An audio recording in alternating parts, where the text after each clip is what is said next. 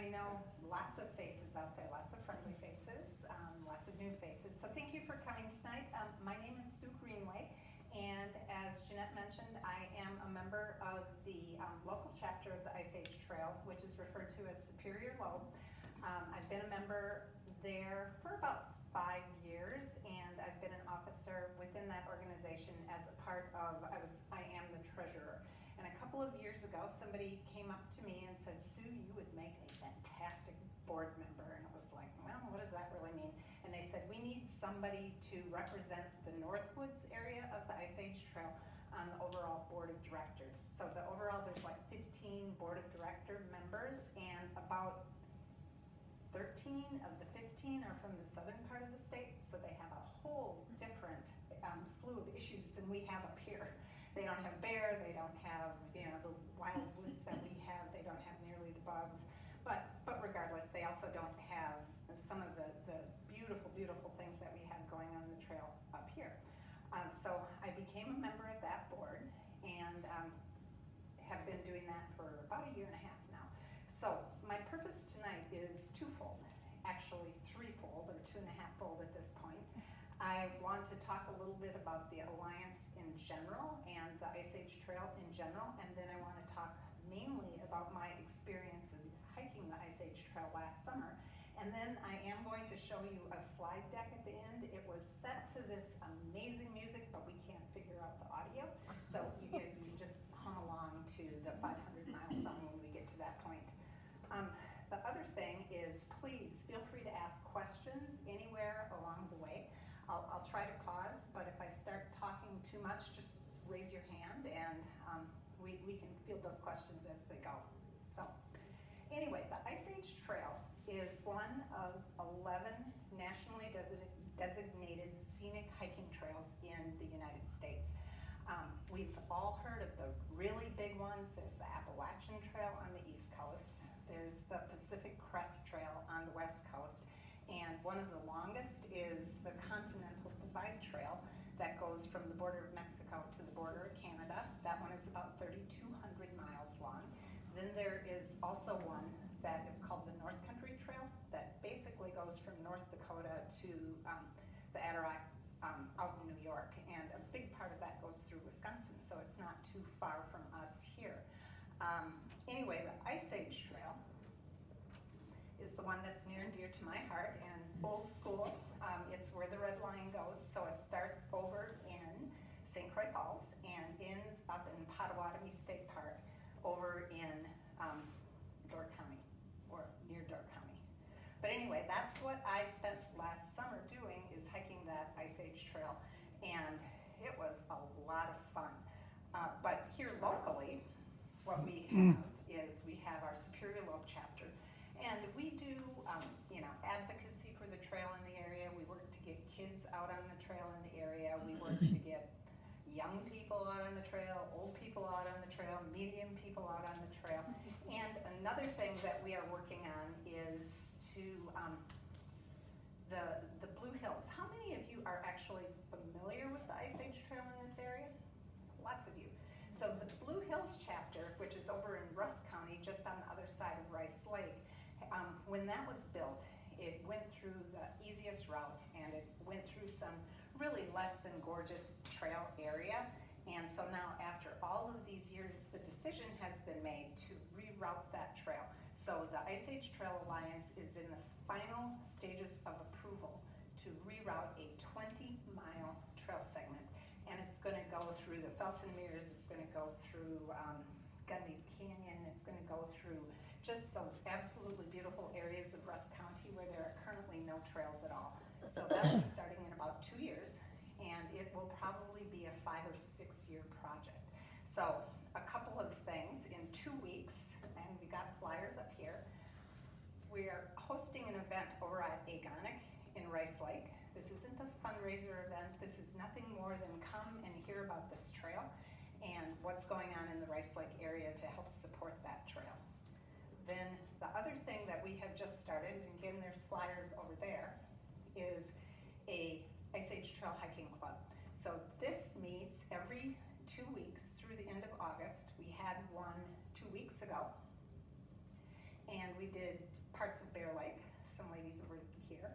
Tomorrow night, we're going to be out on Hemlock Creek over on the other side of Rice Lake. And what we're doing is we're hiking 3 to 5 miles, depending on bugs, depending on everything else.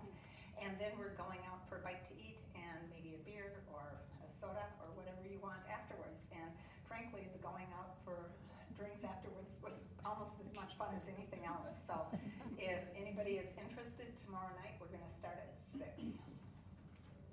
So those are a couple of things.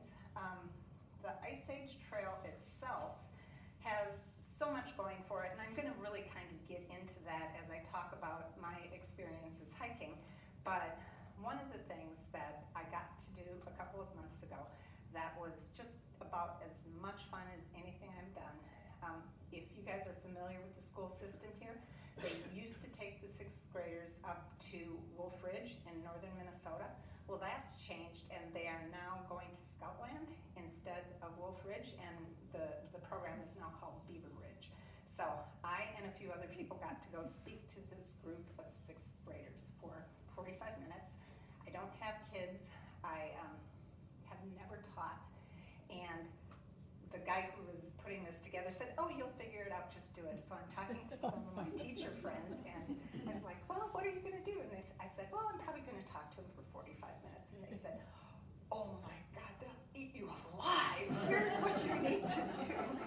Anyway, it worked out really well, and these kids were absolutely charming. I taught them how to dress in layers and what to do and what not to do. Try not to get too sweaty if it's the winter.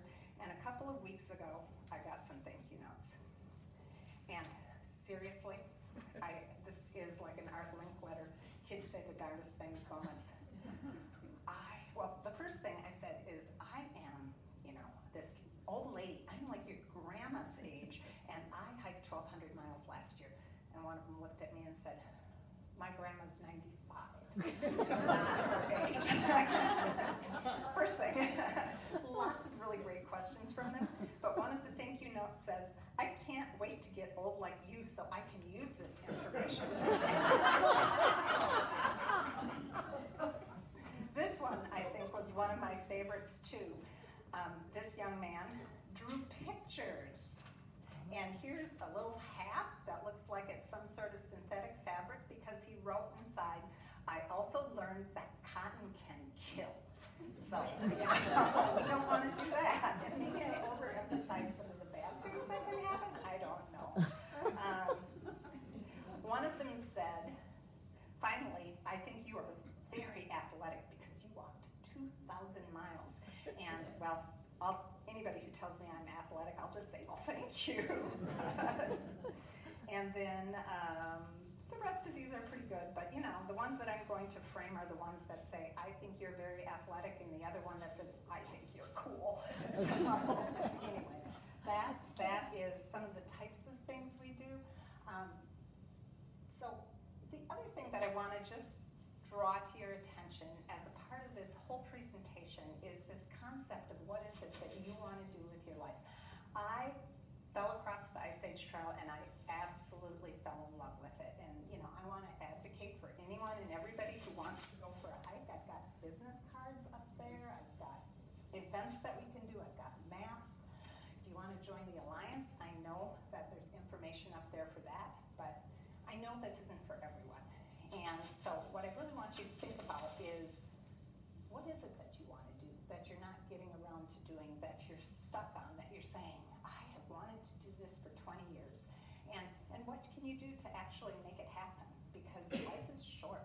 And that's one of the themes that I want to bring across in this is to figure out what it is that's going to make you feel good about yourself and make you feel like you really want to give back. And so with that, I want to talk a little bit about how I came across this bittersweet theme. So about, I would say 18 months ago now, I had the opportunity to go hiking with some people, and I decided I am going to do this. And so I started, but before I really go there, once you actually get to the point where you've hiked the trail, you become what they refer to as a 1,000-miler. And as a part of being a 1,000-miler, you get a little bit of recognition, but they want you to write a theme about, what was it? What really spoke to you as about this? And some people will write this huge geology thing and talk about the lobes of the Ice Age Trail and the different rock formations and what causes them. That's not me. Some people talk about the bugs they saw, the flowers they saw, and I'm sitting there going, well, that doesn't really apply to me either. So my husband Steve and I, he stayed with me through this whole process.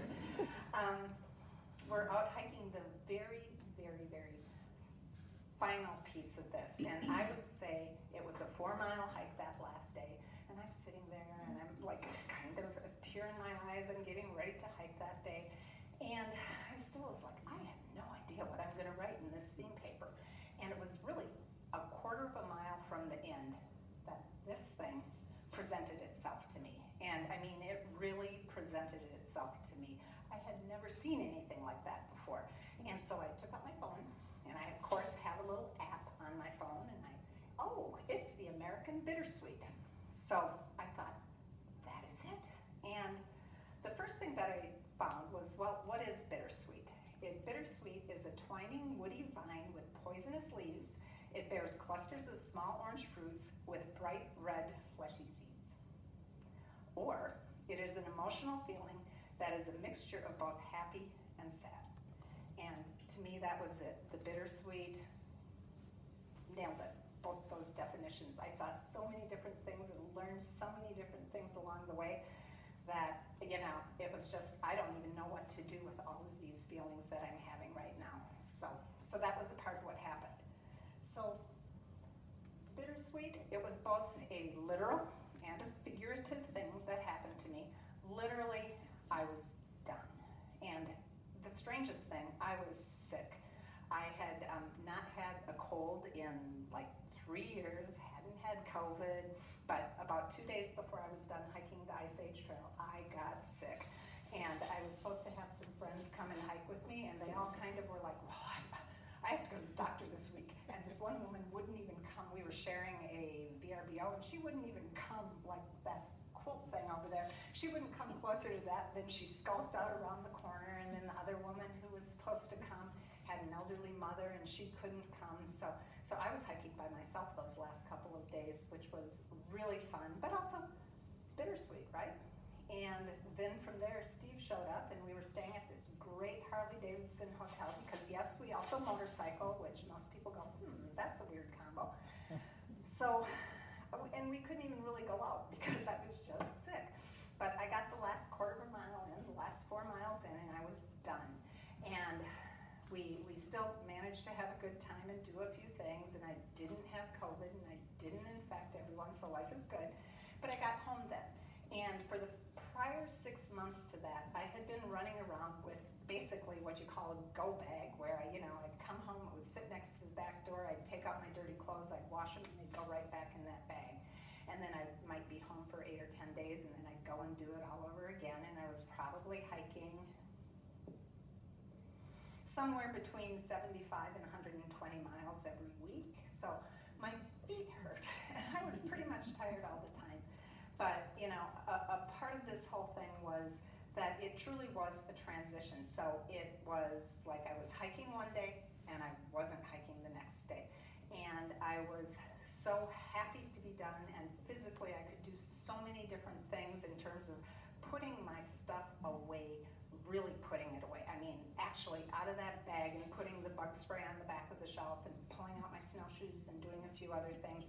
So it was really bittersweet from the perspective of I'm not going to do this anymore. So literally, it was good, and I could move on to something else. It was a natural seasonal transition, but figuratively, it was really hard too, because I had all these people. The Ice Age Trail is about making connections, and I met so many people along the way that I knew I would probably never see again. Some of them I would, and some of them I do, but most of them you don't. I mean, they're hiking friendships, like when you graduate from college, some of those people you keep up with, and some of those people you never see again. So it was sad from that perspective. But I moved on, and here we are. So people ask me, how how long did it take me to hike the Ice Age Trail? And from the time I really started in earnest, which would have been in December of 2020, I finished in November of 2021. So it took me about a year of hiking pretty much every other week for the summer months and a little bit less in the winter months. But it's a hike your own hike sort of thing. So I have an aunt here who has a friend that I met through her on the Ice Age Trail. And Wanda, I had the honor of completing the hike with her last year. And it took her 21 years to complete that hike.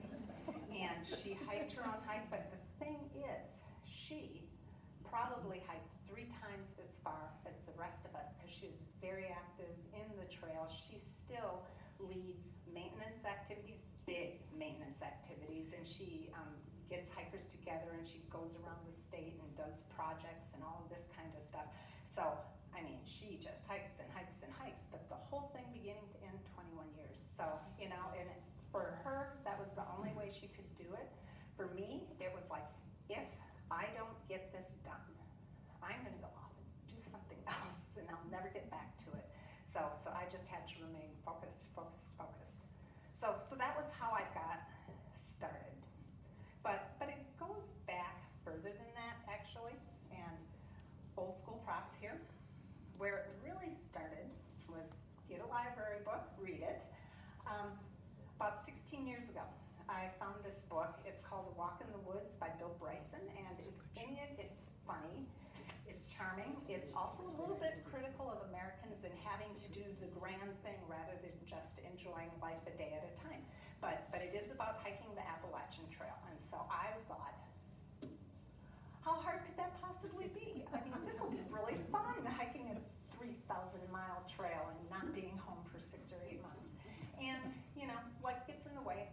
Life takes you in a direction, and my direction was towards work. My direction was towards, I can't take 6 months off and go hike the ice or the Appalachian Trail. So it was one of those someday sorts of things.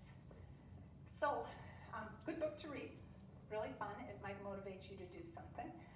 So anyway, time goes by.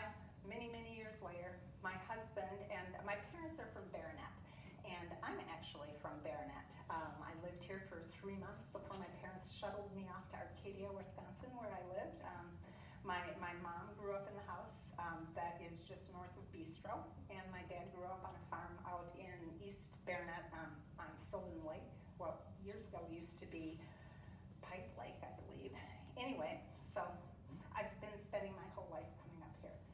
And in about 2010, my husband and I started talking about things in the future. What do we want to do? And we thought, let's, maybe talk about buying a cabin at some point in time. So my parents were getting older, and we went to my brothers first. I have 4 of them, and said, how would you feel if Steve and I bought this cabin from our parents?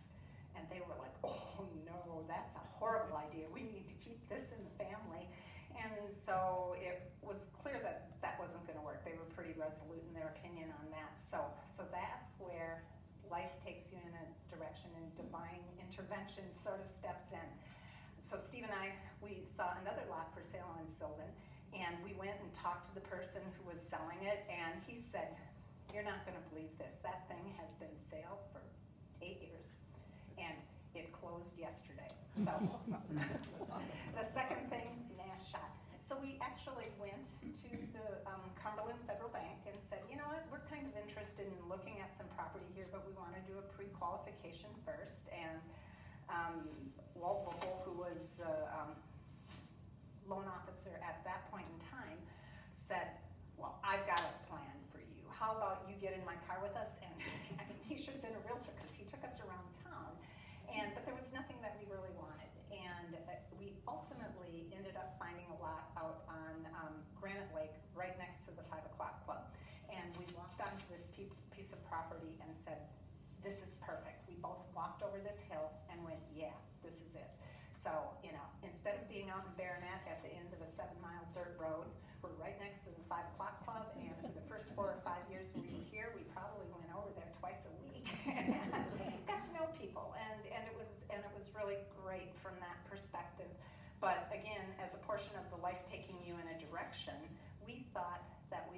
actually be building our home about right now. And it didn't work out that way. We were here for about 3 years when we decided it was time to build our home, or we had owned the land for about 3 years when we decided it was time to build. And we went on from there and ended up moving up here 2 years later, so we've been here 8 years now, I believe. And I kept driving by, didn't know anyone, looking for my circle, and I kept driving by these signs and going, what is that?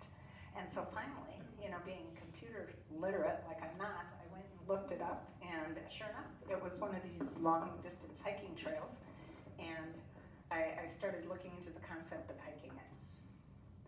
And that whole concept of putting a backpack on my back and hiking from beginning to end had kind of dissipated by that point. So it was like I just started hiking little sections in the area. And it was such an interesting experience because you think you can do this. How hard could it possibly be to go hike in the woods, even when you have these trails? Well, I can tell you horror stories all day, and just a couple. The first time I ever went hiking, I'd met this woman on a Facebook group, and she said, I'll meet you to hike. And we went over to St. Croix Falls. And it was early fall, it was a pretty hot day, sometime in August. I guess that's not even early fall. And I had one tiny bottle of water. And this hike was probably 12 miles long, I think. And I took off like, there was no going, and I was doing so well. And for those of you who know that trail, it kind of goes up, up, up. And then you get to this hellacious little hill called Esker, or Hospital Esker. And it goes from going up, up, up to like up. And it practically killed me. I mean, I got to the top of this and it was like, you're starting to get the little black spots in your eyes. And this woman was so nice. She actually was, here, have some water. Can you make it? It's like, yes, I can make it. Here, have an apple. And she just took care of me. And it's, again, a part of that theme of connection that you have when you do certain things. So we did make it all the way to the end, and we said we'd get together to hike sometime again, and we never have. But she's probably like, oh my God, I want nothing to do with her. So that was my first experience, and it truly is a situation where you don't know what you don't know, right? And the only way you're actually going to get better at something is if you go out and do it over and over and over again. What is it? There's 10,000 hours to form a habit. Seems like a lot, but sometimes it feels that way. So at this point I thought, well, I probably really should start figuring this out and not just flying by the seat of my pants. But I had a few more mistakes in the meantime, lots more actually. But so my next really great hiking experience was Memorial Day about 6 years ago. And my friend Aniki, who is from St. Paul, came up to visit. And she and I decided Memorial Day, we're going to go for a hike. What could happen on Memorial Day? It's a beautiful day. Well, we get out there, and we didn't even know what yellow blazes were at this point. And for those of you who have biked, you follow the yellow blazes. And you kind of put this thing out in front of you and follow it. And if you don't see a blaze for a while, you turn around and look for one, and you follow the blazes if you get lost. We didn't even know to follow these things. So it had been a wet spring. We are walking up through water up to our knees, and my shoe becomes untied, and I look down, and we are solid wood ticks. Solid wood ticks. I mean, just so we run back to the car, get in the car, because all we can think is we need to go home and take showers as quickly as possible. We're no more than a quarter of a mile down the road, and we get a flat tire. I mean, really, how does this happen? So from there, my friend Aniki is really a take charge person, and when it comes to anything mechanical, she's got it, because I'm still stuck in the, is it righty-tighty or lefty-loosey sort of thing. Anyway, she got out, she starts changing this tire, she puts a chalk in front of the tire and the whole bit, and all of a sudden somebody drives by. And I'm looking at this man driving this car and thinking, well, that's pretty rude. He didn't even stop to see if we needed help. Well, this is where it gets really, really strange, because he did eventually stop, and he backed up, and he wasn't real happy to be stopping to help us, but he said, my wife said we needed to stop and see if you ladies needed any help. Anyway, at this point, his wife looks out the window, my friend Aniki looks up and says, Carol? And Aniki? And they worked together back in the Twin Cities. Anyway, he did get up, and my friend Aniki was like, yeah, we don't need your help. They got out and they stayed with us until the tire was changed, but she did all the work. So anyway, connections again. It's a really, really small world. And from there, I decided, yeah, it's probably time for me to do a solo hike. And all of you guys are going, after those two stories, you want to do a solo hike? Anyway, I would drive through these spots where I knew there was a trail, and I would look in the woods and I would say, I think I'll just drive a little further. And so I was priming myself for this eventual hike, and there was one point where I actually got out and walked in the woods maybe 200 yards and said, yeah, I'm following my gut. I'm just not ready, and I might get my shoes wet, still thinking about this whole horrible tick experience. So, but eventually I did make it out, and this is really the last of my horror stories. So I was with my dogs, and it's winter. I've got snowshoes on. I've got Barney, my beagle, on a leash because you never let a beagle run in the woods. You'll never see him again. And Juno is this complacent, docile, wonderful dog who's sort of just running through the woods. And come on, Juno, we're turning around. And she goes, whoo, and she's running in front of me back to the car, and she keeps putting her snout into the ground. And it's like, what's she doing? That's not something she does. Well, when I told her to turn around, she had actually brushed up against a porcupine. Yeah, she had 21 in her. And Dr. Ruppel, who was a vet here at that point in time, was lovely and helped me get them out. I was traumatized, but you know, there's certain rules that you follow when you're out on the trail, and one of them is you really should keep your pet on a leash. And a lot of people don't, and you know, I'm not judging anyone because I see really wonderfully behaved dogs, but you know, my experience was that, you know, it could be dangerous for me, it could be dangerous for Juno. It was dangerous for Juno, actually. So every hike I took, I learned something new. And then finally, I met a friend who was willing to hike with me. You guys know Jeannie, and so Jeannie and I decided we were going to go for a hike, and we were going to go over to the Blue Hills. And she said, yeah, but you know what, I really don't want to go more than 6 miles. And I was like, thank you, because I don't either. Well, we hike along, we get to the point where we're going to get into my car, and there is a beaver dam that I swear was like taller than me. It was definitely taller than Jeannie, because Jeannie is like 5'1".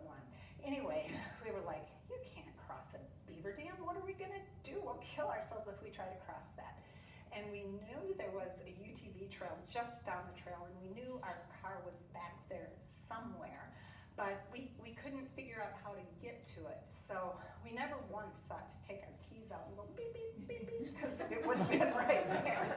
So after hiking to the beaver dam, hiking around for a mile, going back, we had over 13 miles in, and I thought, well, that's my one friend. Now she's gone. But anyway, again, connections and learning things and figuring out how to remain safe. I was on a website called 1,000 Miler Wannabes, and for those of you who like to hike or are interested in hiking longer distances, it's fantastic. It's very positive, it's very helpful. You can go out there and you can hike. You can type in Northern Blue Hills, and it's going to bring up every comment for years on Northern Blue Hills. And if we had done that, we would have seen, oh, here's a beaver dam, here's me on top of the beaver dam, and oh, this button crossing the beaver dam, and we would have known you could cross it. But of course we didn't know that, so me and my infinite wisdom and like, why do we have a beaver dam in this, you know, blah, blah, blah. How are we supposed to figure out how to get to our car? And people are like, honey, you can cross a beaver dam. And I was like, really? Oh my gosh. So I'm calling my brothers, and they're like, oh, Sue, of course you can cross a beaver dam. But who knew?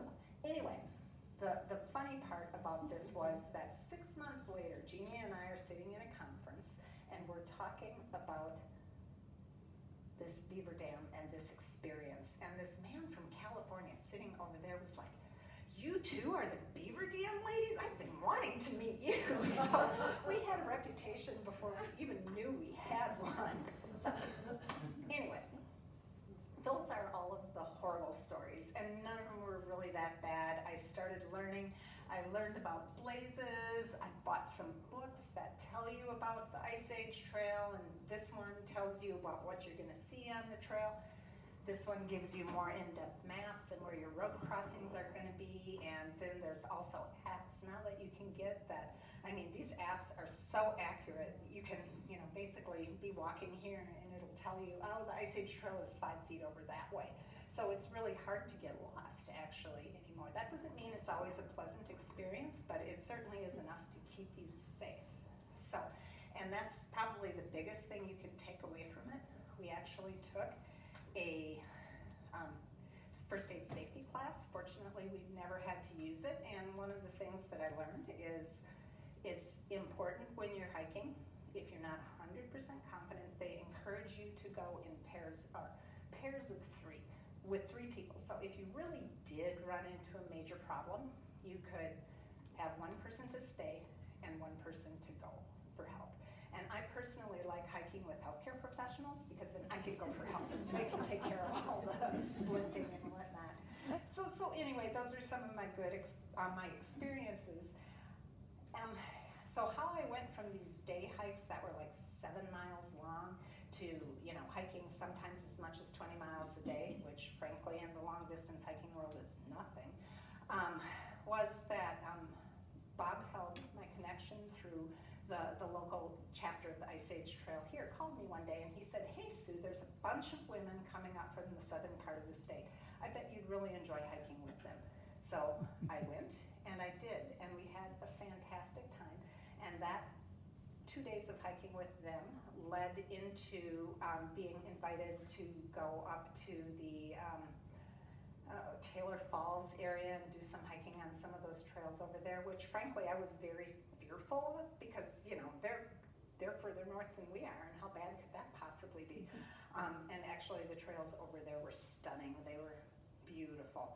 So again, it's part of this trail of 1,200 miles, 40% of it is within 2 hours of where we live.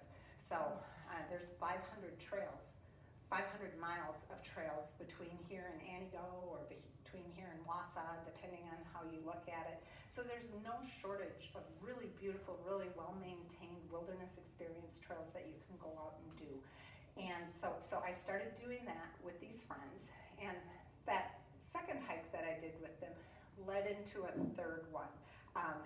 And this one was with one of my brothers and one of his kids, and then separately with a group of hikers.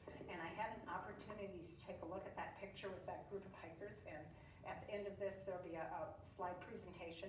And of that group of hikers, I think there were 18 people in the picture. 15 or 16 actually completed this trail this last year. So because of COVID, so much has happened. I would say the 5 years before 2021 graduating class, there were probably about 30 people who completed the Ice Age Trail, 30 known people. But this year there were 83. So it just went boom off the charts because people are out hiking. They aren't going to stay home all the time, so what can you do? So anyway, I met those people, and it was February, and it was an extremely, extremely cold day. And I think when I met up with the group, it was still, when I got up in the morning, it was 17 below, and when I met up with the group, it was like 3 below, and by the time we started hiking, it was 1 above. But this was a long hike, and it was about 13 miles, I think. And the claim to fame of this hike was, the segment was called Parish Hills, and the Prairie River cuts through the Parish Hills, just sort of near where we were going to park our cars. And you're shaking your head like you may know. Originally from there. Yeah. And we had kept hearing that this piece of the river doesn't freeze even in the winter. So we were also proud of ourselves. We had neoprene socks that we were going to wear, and we had garbage bags that we were going to put over our boots, and we were ready for it. And it was going to be our badge of honor. And it was so cold that week that it had frozen, and we've never seen such a disappointed group of people in our life. Anyway, I think we got over our disappointment pretty quickly, and we made it through, and it was a great experience. But after I did that, I thought, okay, I'm now know people. I know people I would like to hike with. I now know people who hike roughly at the same speed. I mean, there is a group called the Turtles, who truly, I cannot hike with them because they hike about 1 mile per hour. And if there's a flower on that trail, they're going to take a picture of it, and God bless them. They're hiking their own hike. It would drive me crazy. And then, on the other side of things, I met a group of women from Barron who are in the process of hiking the trail. That's the one I'm in. Oh, okay. Janelle. Yeah, and they're like, okay, we gotta hurry, we gotta go. And it's like, can I stop and take a picture? No, we gotta go. And I think the other day, were you with them when they hiked 23.3 miles? I went 16 and a half, and then I said, okay, I parked my car at 16 and a half. That was enough for me. Oh, yeah, 16 for me is a long hiking, and these women hike fast to begin with. Blister. So Oh, well, now I feel better. Anyway, they're an amazing group of women to hike with, and they are so much fun. I just wish they would slow down a little bit. So anyway, you know, it's you just meet all of these people and you have fun with them. And Janelle and her husband are involved in the Ice Age Trail, and Linda McCunda and her husband Greg are involved in the Ice Age Trail, and it's just, they're the teachers who said to me, oh, those kids will eat you alive. So anyway, I'm grateful to them for that, and I do hope to hike with them again at some point in the future, but when they're on a leisurely hike of maybe only 3 miles an hour. So anyway, I digress. Anyway, okay, so I decided I was going to do this trail. I found a few people to hike with, and I went. And I finished it, and I am so proud that I finished it. It is, to me, it's one of the bigger accomplishments in my life. It was like one of these things I had talked about for 15, 16 years, and you know, I would try to do these things, and Sandy, who's sitting back there, knows. I was like, I am going to be a golfer. I want to golf. It's going to be my thing. Damn it, it's going to be my thing. And every time I would come home from golfing, Steve would say, you are really in a bad mood. So I went golfing. And everyone said to me, just relax, you'll enjoy it so much more. And the harder I would try to enjoy it, the worse it got. Until one day it occurred to me, every time I go hiking, I come back with the biggest smile. So I sold my clubs, and I really, really miss hiking or golfing with my girlfriends, but not enough to try to go through that because it just wasn't my thing. And you know, that's a part of this whole talk too, is this concept of find your thing and do it. So with that, I just want to finish up before we go into our little sound-free presentation and talk about this a little bit from this whole theme of bittersweet. And every time I've tried to do this section of it today, I've kind of teared up. And I hope I can keep a smile on my face this time. But, you know, so very much has happened to me and Steve over the last 15 years. We've lost 3 of our 4 parents, and actually all 4 of them have since passed. And we have gotten older. Steve had a serious health problem a couple of years ago that really kind of scared the Jesus out of both of us, and it was just a real quick thing that came and went, but you know, in the meantime, you don't know what's going to happen, and you really kind of have to look at it and say, okay, how much time do we have left to do the things that we want to accomplish? You know, the other things I mentioned, we've moved here, we made new friends. My friend Jeannie, who I took on the 13-mile hike, does still talk to me, and as do a bunch of other people. You know, moving to a small town, you don't know what to expect, but both of us say this is the best place we have ever lived. We have met so many amazing people. We have so many friends, so many more friends than we ever had in the Twin Cities when we're looking around and going, I have like 3 friends. If we move here, I'm going to have 0.00003 friends if you base it on population alone. And everybody has been so wonderful. So, you know, it's just been a really rough time, and this actually has been, since I've hiked the trail, this has been a really rough year. I have lost 3 friends friends this year. One of them completely unexpected, one of them through a long battle with cancer, and one of them who had some underlying health conditions. But all three of them were just shocks. I had never lost a close friend before. And so all of us who are a part of this friendship circle are suffering. Anyway, these ladies have been such a lifeline for me in terms of being such good friends and a depth of friendship I've never had before.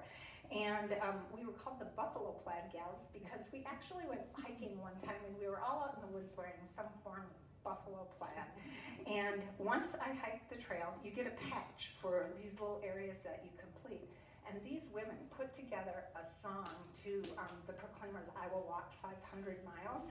And then they put on these goofy outfits that you can see in this picture. And then from there, they sang the made-up words to this song. And it was one of the most meaningful things that I've ever experienced in my life. And, it's just, I'm so grateful for all of it. And one of us in this picture is missing because she was one of the women who passed. And, but she was doing what she loved with people she loved. And, you can't ask for more than that in life. So as you are looking at the rest of your life, please take some time to think, what is it that you want to do? And who is it with? And take it from there. So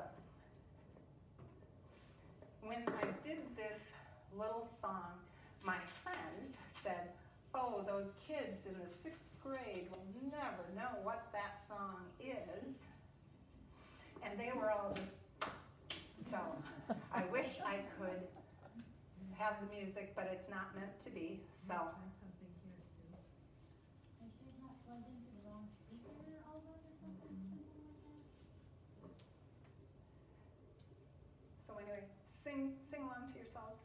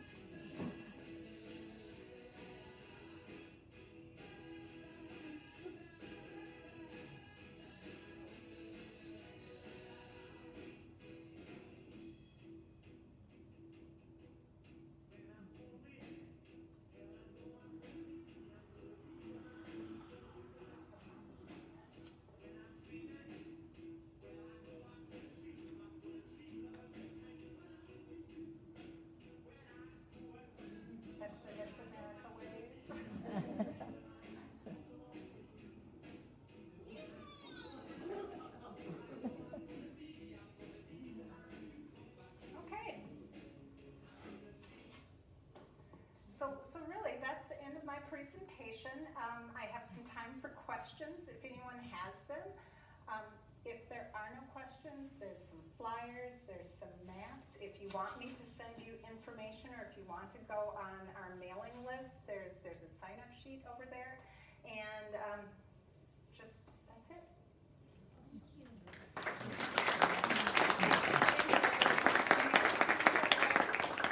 Did you have a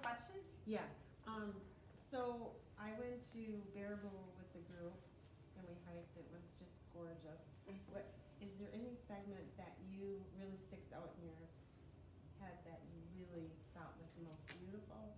Oh, there are a couple that really, well, I never have a short answer for anything, right? The one locally is Mackenzie Creek. It is just absolute my favorite local hike, and it's between here and Luck, so it's just sort of in our backyard. And it's probably 10 or 12 miles, but there's a big road that goes right through the middle, so you can do it halfway at a time. Huge trees, beautiful, beautiful rivers and lakes that you know, with big overlooks. I mean, it's pretty hilly. I mean, but it's not going to be like, you know, it's not. There's nothing quite like Baraboo. Another one that I really like is as far from here as possible. It is over just outside of Manitowoc, and it's called Point Beach. And the reason I like Point Beach was just an experience that you can't relive. So my friend Ellen and I are hiking, and up in the distance there's a drone of some sort. And we just were looking at it and going, what is it? That's too far away to be a drone, because you think of a drone being something this big. And as we're hiking towards it, the drone actually comes in for landing, and it's sitting there. And so we start talking to the men that are at this drone, and this thing is this big. It is massive. And it had tentacles that were probably 20 or 30 feet hanging off from it. And what it was actually was that these two men were working on their, I don't know, they were students someplace. And they were actually at the University of Miami, and they were up in the area for the summer working on a grant from NOAA. That particular area in Manitowoc had been designated a national marine sanctuary. So what this drone was doing was it was crisscrossing. It wasn't taking pictures of us, but it was crisscrossing, and it was identifying where all of the sunken ships are out there, so that they could tell. Anyway, they started talking to us, and this was really interesting because they said, you know, since the Ice Age Trail was formed in this area, the shoreline has changed so much, and the actual place that the trail used to go was now 50, 60 feet out in the water. That much of the shoreline has eroded away over the last several years. So, you know, they have some issues with rising water, and, you know, but we had been looking at this all along, and we couldn't quite figure out what was going on. But after they told us this, what we knew it was then was this is, you know, we kept seeing this black stuff, and it was the roots from trees that were being eroded away and out into the water. So, you know, I mean, mentioning climate change or global warming or anything like that is always half the people in the room go, oh gosh. And that's not what I'm trying to do at all, but there is, you know, things change all the time. And so what was once a big sand dune is no longer. Who knows why? I'm not here to figure that one out. But all we know is that where there used to be a huge sand dune, which is part of the reason it's called Point Beach, there's really not a beach at all anymore. So I don't know what the Ice Age Trail is going to do about that. But, and then the third and final favorite is down near Madison, and it's a short trail called the Liebetrau Loop, and it's really only about 1 mile, and it's a prairie restoration. So they've got a little portion of it that goes through the woods, and then it's all these native prairie species.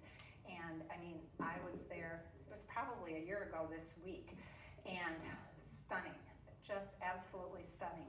The birds that were out there, and the butterflies that were out there, and the sounds of all of the creatures and the big flowers. It was really, really a cool experience.